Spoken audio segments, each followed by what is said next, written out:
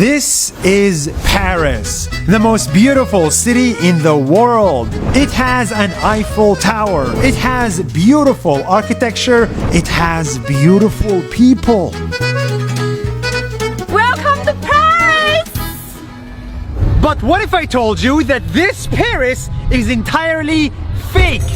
Yes, fake, because what you're looking at is called the city of Tianduqing. It's a city in China that's 6,000 miles away from the real Paris, because someone in China decided to copy Paris detail for detail, with the same Eiffel Tower, same French buildings, same streets, same fountains, and even the same statues. This is the fake city of Paris. It is one of China's most interesting projects, and it's not even the only one.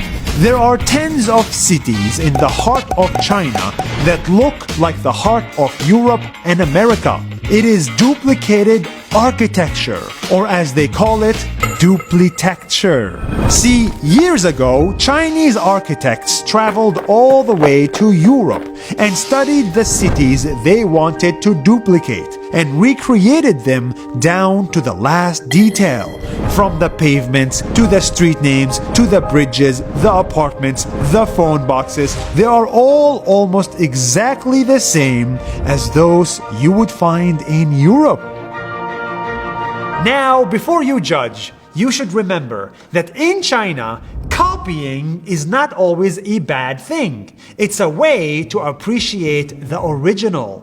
And the Chinese are not the only one. Many countries have copied European landmarks before, like the Eiffel Tower in Las Vegas or Big Ben in India. But in China, they took this appreciation to the next level. In China, there is a town that looks like London, where you can use a London phone booth and see the famous London Bridge. There is another town that looks like Holland, and another town that looks like Deutschland.